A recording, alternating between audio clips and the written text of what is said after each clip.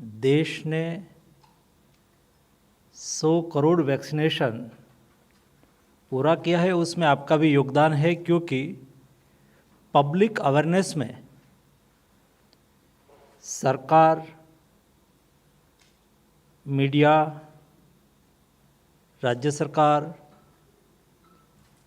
सभी स्वैच्छिक संस्थाएं और नागरिक, सभी लोगों का सामूहिक प्रयास से ये परिणाम आया है। इसलिए आप भी अभिनंदन के अधिकारी है ही। आज Ayushman Bharat health infrastructure mission के विषय में आपको बताना है। उसके पहले मैं आपके सामने ये विषय अवश्य रखूंगा कि कोई भी देश को समृद्ध होना है तो ये देश को स्वस्थ होना आवश्यक है। स्वस्थ देश समृद्ध देश बन सकते हैं। इस सोच पर मोदी जी ने काम किया। मोदी जी ने कभी टोकन में नहीं सोचा, टोटल में सोचा। देखो, देश का नागरिक का स्वास्थ्य अच्छा रहे, इसलिए प्रिवेंटिव केयर के लिए भी भार दिया।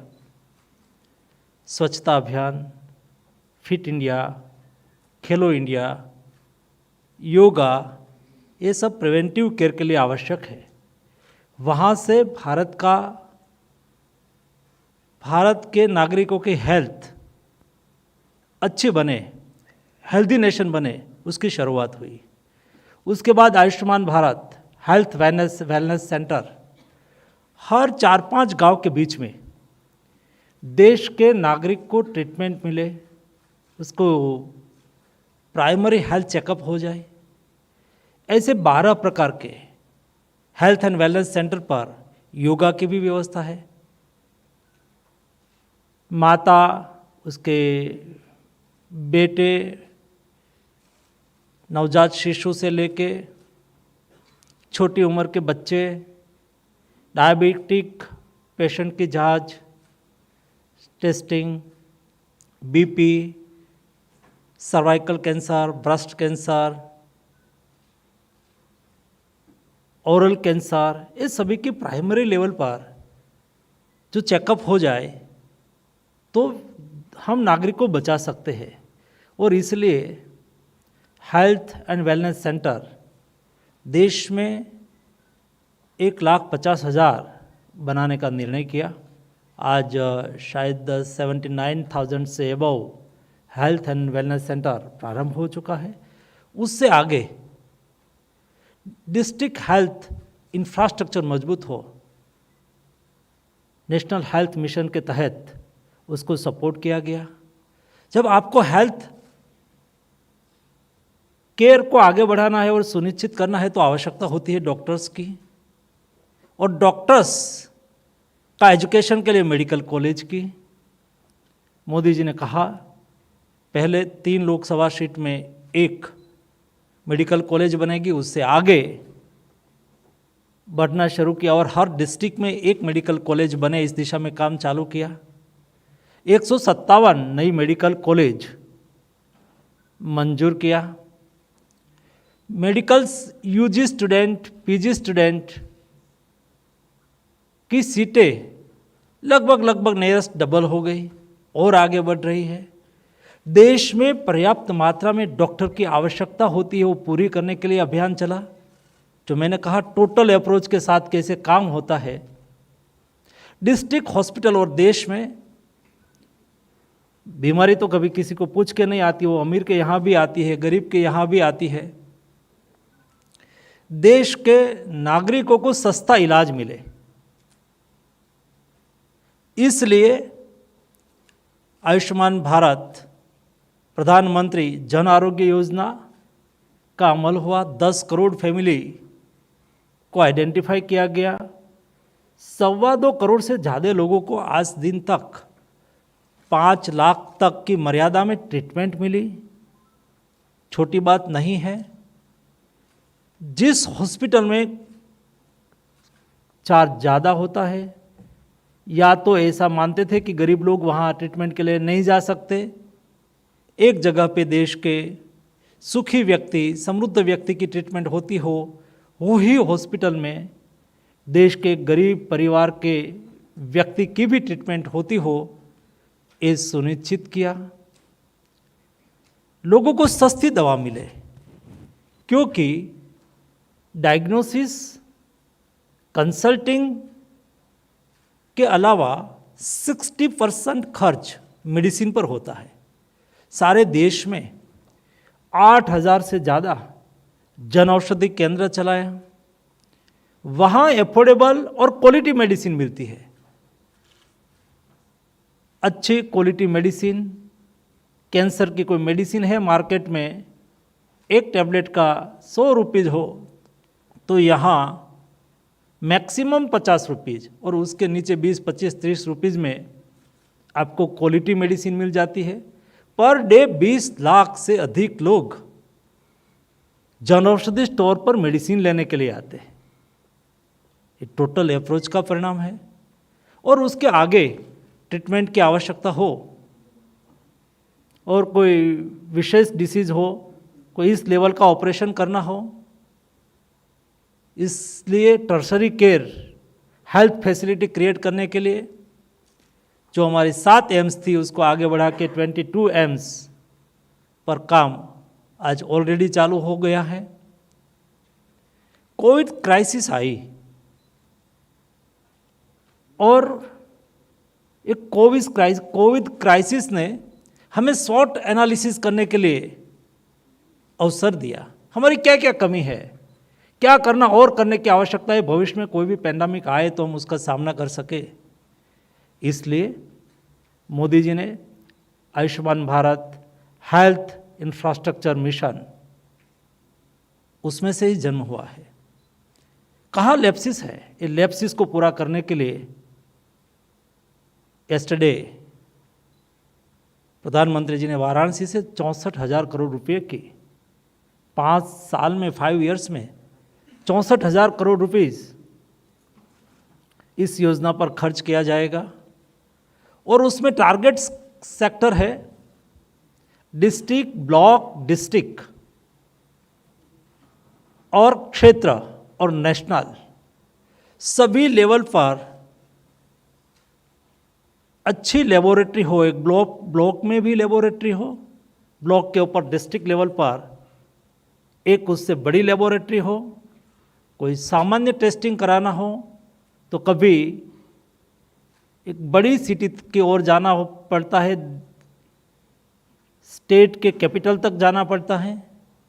ये स्थिति ना निर्माण हो, इसलिए डिस्ट्रिक्ट लेवल पर ही डायग्नोस्टिक हो जाए और डायग्नोसिस डिस्ट्रिक्ट लेवल पर हो और उसके अलावा भी कोई आगे डायग्नोसिस की आवश्यकता हो, परीक्षण की आवश्यकता हो, तो देश में 20-20 लोकेशन पर एक लेवल की लैब हो जहां ऑल टाइप ऑफ रिपोर्ट मिल सके। देश में पोर्ट हो, एयरपोर्ट हो, लैंड पोर्ट हो, जहाँ से देश से दूसरे देश के नागरिक इस देश में आते हैं, हमारे नागरिक बाहर के देश में जाते हैं, वहाँ अच्छी तरह से टेस्टिंग हो, उसकी फैसिलिटी हो। एक इतनी महत्वपूर्ण योजना है जिस योजना के तहत अगले 5 साल में एक डिस्ट्रिक्ट में 90 करोड़ से 100 करोड़ रुपए का खर्च एवरेज किया जाएगा। इससे अगले दिनों में आने वाली कोई भी पेंडेमिक में हमें लड़ने के लिए देश को सक्षम बनाएगा। इस दृष्टि से मैंने सोचा कि एक बार एक विस्तार से प्रेजेंटेशन आपके सामने आए, क्योंकि 5 साल तक चलने वाली योजना है। तो मेरी ये टीम, जो मीडिया की टीम हेल्थ को रिपोर्ट कर रही है, उसके पास इस स्कीम के संदर्भ में, इस योजना के संदर्भ में कॉम्प्रिहेंसिव इन्फॉर्मेशन हो, नॉलेज हो। इस दृष्टि से आज आपके सामने एक प्रेजेंटेशन के माध्यम से इन्फॉर्मेशन पहुंचाने का प्रयास करने के लिए हम सब इकट्ठे हुए हैं। मैं मेरे एडिशनल सेक्रेटरी को कहूँगा, वो आपके सामने एक प्रेजेंटेशन शॉर्ट में प्रस्तुत करेंगे। धन्यवाद सर। साथियों, मैं अपना प्रेजेंटेशन सामान्यतः हिंदी में ही करूंगा। बीच बीच में अगर आप लोग आवश्यक समझें तो कुछ इंग्लिश का भी उपयोग मैं कर सकता हूं। I hope Hindi is okay. जी ओके, ठीक है। जैसा कि माननीय मंत्री जी ने अभी बताया, आयुष्मान भारत एक अप्रोच है जिसके अंतर्गत सरकार एक टोटल कॉम्प्रिहेंसिव व्यू लेकर चल रही है। इसका शुभारंभ अप्रैल 2018 में हेल्थ एंड वेलनेस सेंटर्स का माननीय प्रधानमंत्री जी ने छत्तीसगढ़ में जांगला से शुभारंभ किया था, जिसके अंतर्गत ये विजन रखा गया कि primary, preventive, palliative, promotive care और वेलनेस पर अब स्वास्थ्य संस्थाओं में फोकस किया जाए और ऐसे 1.5 lakh health and wellness centres दिसंबर 2022 तक बनाकर तैयार किए जाएं। इसमें से लगभग 79,415 हेल्थ एंड वेलनेस सेंटर्स अभी क्रियाशील हो चुके हैं और इस लक्ष्य की प्राप्ति के लिए बहुत तेज़ी से काम चल रहा है।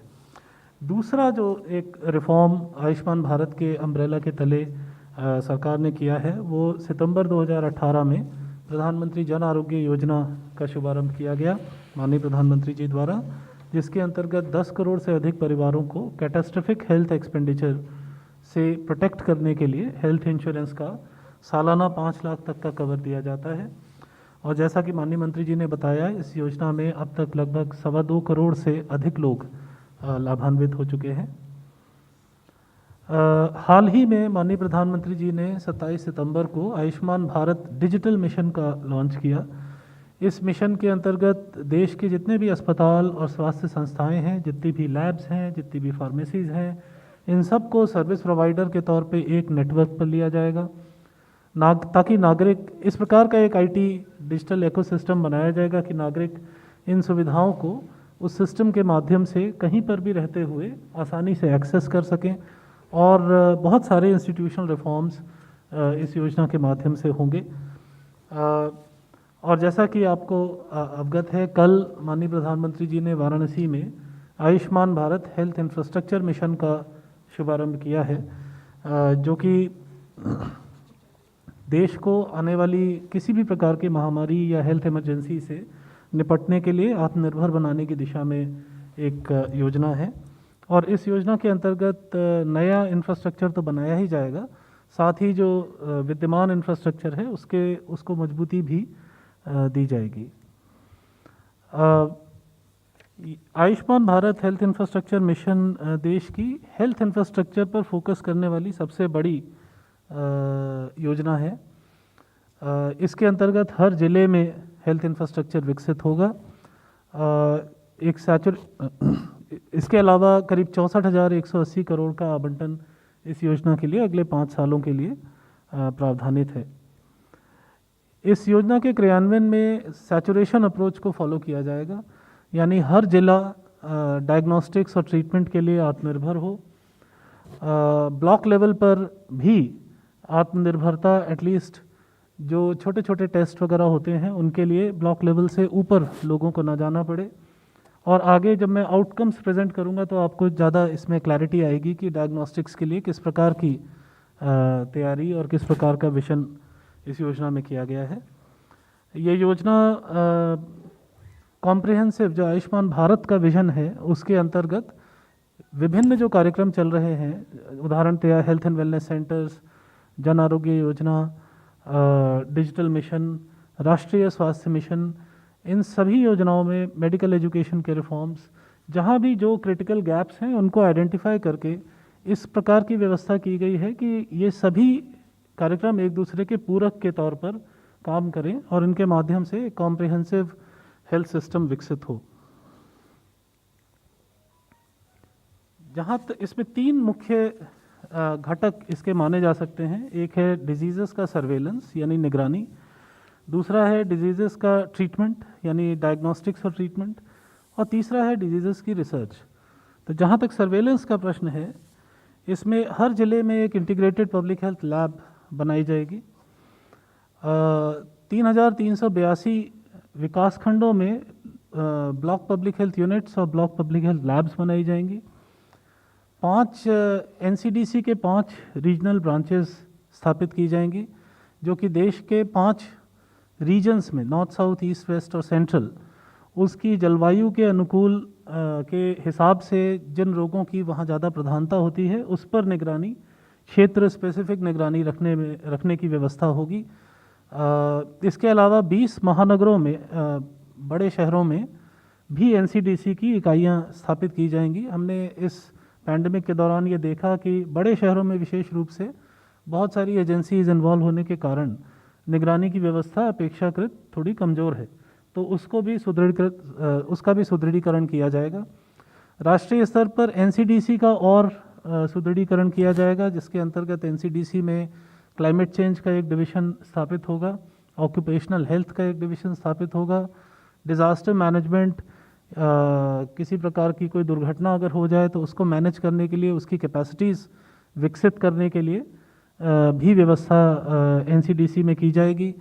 एपिडेमियोलॉजिकल इंटेलिजेंस सर्विस की क्षमता बढ़ाई जाएगी ताकि विभिन्न प्रकार के जो रोग होते हैं उनका प्रॉपर इन्वेस्टिगेशन करने के लिए न सिर्फ केंद्र सरकार के बल्कि राज्य सरकारों के भी जो पब्लिक हेल्थ एक्सपर्ट्स हैं या डॉक्टर्स हैं, उनको ये क्षमता हो कि वे जाकर इन्वेस्टिगेट कर सकें और किसी भी नए इन्फेक्शन की समय रहते पहचान कर सकें और उसकी रोकथाम की व्यवस्था कर सकें।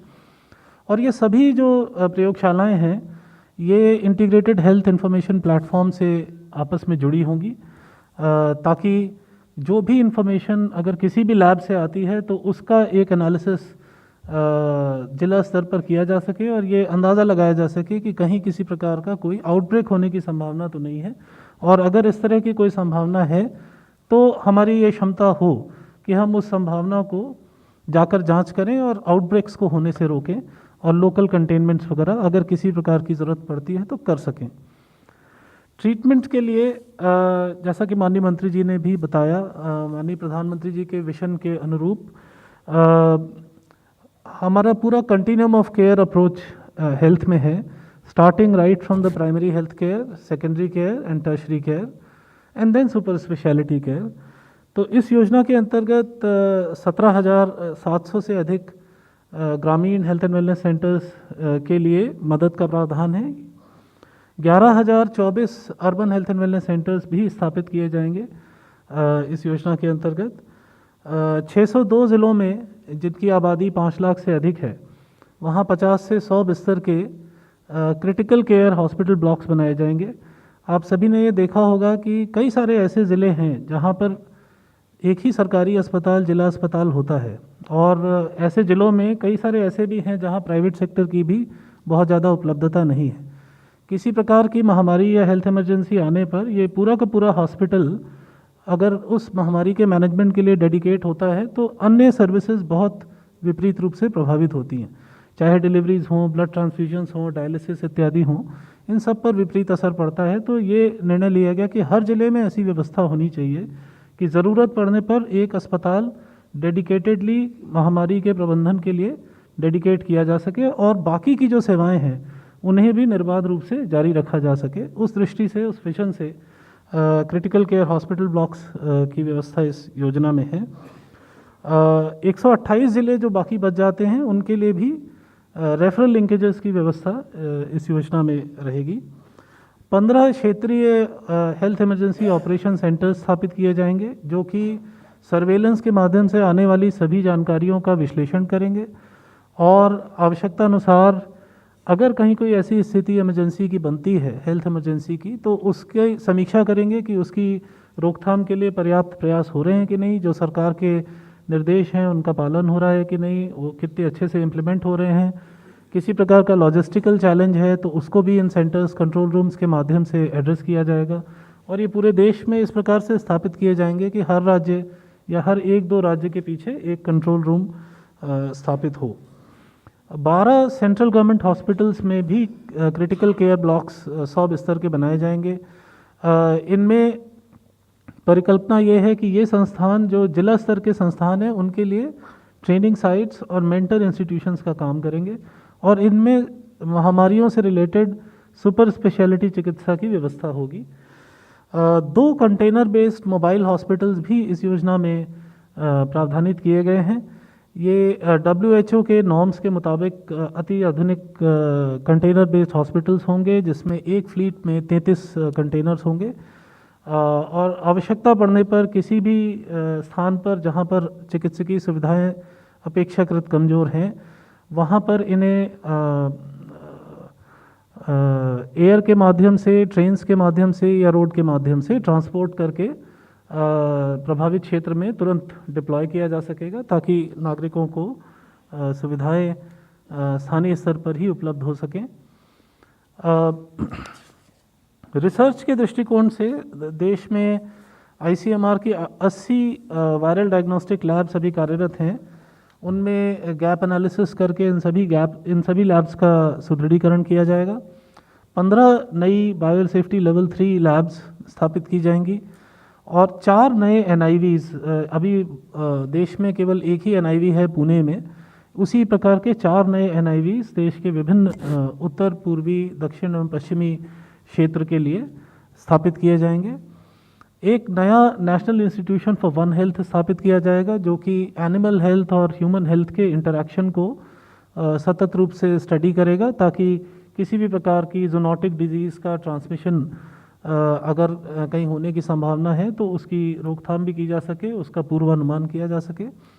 और एक WHO CRO south east Asia region के लिए एक रिसर्च प्लेटफॉर्म भी तैयार किया जाएगा, जिसमें इस रीजन के जो अन्य देश हैं उनसे भी इनपुट्स लेंगे और उनको टेक्निकल असिस्टेंस देने का काम भी किया जाएगा। मैं अब बहुत संक्षेप में जो आउटकम्स हम 5 साल की अवधि में इस योजना के माध्यम से देखते हैं उसका प्रस्तुतिकरण कर रहा हूं। जैसा कि पहले मैंने बताया, ट्रीटमेंट के पॉइंट ऑफ व्यू से, सर्विस डिलीवरी के पॉइंट ऑफ व्यू से 1.5 lakh health and wellness centres देश में स्थापित होंगे, जिसमें 12 पैकेजेस कॉम्प्रिहेंसिव रेंज की एक सर्विस मिलेगी। और इन सभी हेल्थ एंड वेलनेस सेंटर्स पर टेली कंसल्टेशंस की सुविधाएं भी अवेलेबल होंगी, ताकि लोग डॉक्टर से और विशेषज्ञ चिकित्सकों से सलाह परामर्श प्राप्त कर सकें। शहरी क्षेत्रों में जो 11,000 हेल्थ एंड वेलनेस सेंटर बनेंगे, उनमें हर एक में एक डॉक्टर, एक नर्स और हेल्थ वर्कर्स तैनात होंगे। हमने ये पैंडेमिक के टाइम में देखा कि शहरी क्षेत्रों में हमारी सर्वेलेंस, निगरानी और आउटरीच की कैपेसिटीज़ अपेक्षाकृत कम है, तो उनको मजबूत किया जाएगा।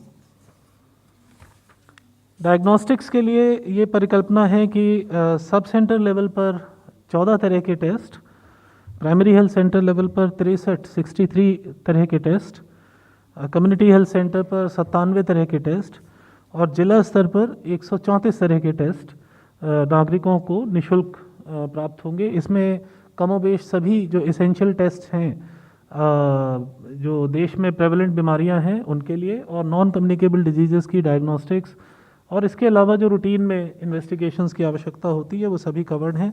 हर ज़िले में एक इंटीग्रेटेड पब्लिक हेल्थ लैब बनाई जाएगी, जिसमें x ray, CT scan, culture sensitivity studies, liver function test, kidney function test, RT-PCR, antibody testing et cetera, इन सभी की व्यवस्था होगी। और ये लैब्स न सिर्फ क्लिनिकल डायग्नोसिस करेंगी, बल्कि सर्वेलेंस के लिए पानी की जांच, खाने की जांच, इस तरह की सभी प्रकार की सुविधाएं इस लैब में हर ज़िले में विकसित होंगी।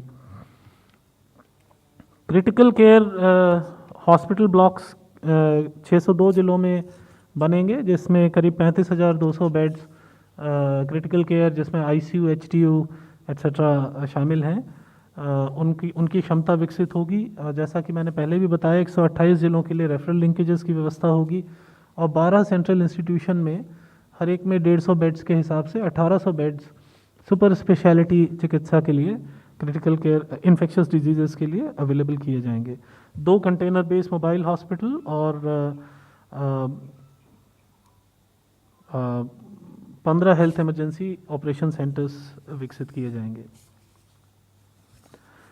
सर्वेलेंस के लिए हेल्थ एंड वेलनेस सेंटर्स से लेकर ब्लॉक, जिला, मेट्रोज, स्टेट, रीजनल, नेशनल, इस लेवल की जो भी लैब्स हैं उन सभी, और इसके अलावा जो 50 पोर्ट्स ऑफ एंट्री पे पब्लिक हेल्थ यूनिट्स हैं, इन सभी को एक नेटवर्क के तौर पे जोड़ा जाएगा इंटीग्रेटेड हेल्थ इंफॉर्मेशन प्लेटफॉर्म के माध्यम से, ताकि देश के किसी भी भाग में जो 33 आइडेंटिफाइड बीमारियां इस प्लेटफॉर्म पर मॉनिटर की जाती हैं उनमें से किसी भी बीमारी का कहीं भी देश में कोई केस होता है तो उसके बारे में सबको समय रह से तत्काल इस पोर्टल के माध्यम से इन्फॉर्मेशन मिल सके और उनसे बचाव, उसकी रोकथाम और अगर आवश्यकता पड़े तो डायग्नोसिस और उपचार की व्यवस्थाएं तुरंत ठीक की जा सकें।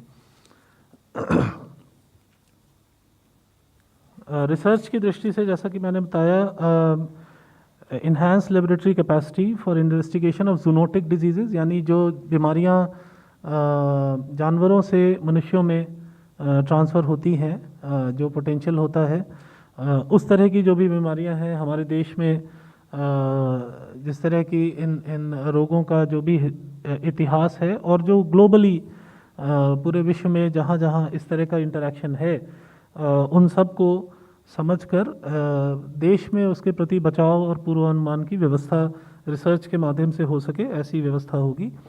इन संस्थानों से एक ट्रेंड ह्यूमन रिसोर्स और मैन पावर भी जनरेट होगा, जो कि जिनके माध्यम से इस प्रकार का एनालिसिस और स्टडीज़ की जा सकेंगी। रिसर्च के माध्यम से डिजीज़ रिस्क मैप्स भी जनरेट किए जा सकेंगे, ताकि हम ये विशेष क्षेत्रों में विशेष प्रकार की निगरानी की व्यवस्था कर सकें। और इस पूरे इकोसिस्टम के माध्यम से इंडिजिनस टेक्नोलॉजी के डेवलपमेंट के लिए भी एक इकोसिस्टम बनाया जाएगा, ताकि टेक्नोलॉजी के मामले में भी हम आत्मनिर्भर रहें। ये कुछ जो वित्तीय संसाधन इस योजना के अंतर्गत हैं, करीब 54,000 करोड़ रुपए सेंट्रली स्पॉन्सर्ड कंपोनेंट्स के लिए हैं, जो कि राज्य सरकारों के साथ मिलकर इम्प्लीमेंट किए जाएंगे, जिसमें 5 कंपोनेंट्स हैं: Ayushman Bharat health and wellness centres rural areas में, अर्बन एरियाज़ में block public health units, integrated public health labs in all districts और critical care hospital blocks in 602 districts. ये राज्य सरकारों के साथ मिलकर क्रियान्वित होंगे। इसमें जो नीचे कमेंट्स हैं, जो है रूरल एरियाज़ के 10 स्टेट्स के लिए इस योजना में प्रावधान है। ये ऐसी स्टेट्स हैं जहाँ पर हेल्थ इंफ्रास्ट्रक्चर में गैप्स हैं। बाकी की स्टेट्स के लिए भी राष्ट्रीय स्वास्थ्य मिशन और 15वें वित्त आयोग की जो राशि राज्यों को उपलब्ध कराई जा रही है, उसके माध्यम से गैप्स की फिलिंग की जाएगी। ब्लॉक पब्लिक हेल्थ यूनिट्स में भी प्रथम फेज़ में हमने 11 स्टेट्स को लिया है और बाकी स्टेट्स में 15वें वित्त आयोग और राष्ट्रीय स्वास्थ्य मिशन के तहत व्यवस्था होगी। ये सेंट्रल सेक्टर के कंपोनेंट्स हैं, जैसा कि मैंने बताया। 12 सेंट्रल हॉस्पिटल्स में critical care block, surveillance, metropolitan units, ports of entry पर व्यवस्था, डिज़ास्टर मैनेजमेंट की व्यवस्था, कंटेनर बेस्ड हॉस्पिटल्स, ICMR के नए इंस्टीट्यूशंस, NCDC की नई ब्रांचेस आदि के लिए 9,339 करोड़ रुपए का प्रावधान इस योजना के अंतर्गत किया गया है। धन्यवाद। Thank you so much for your patience.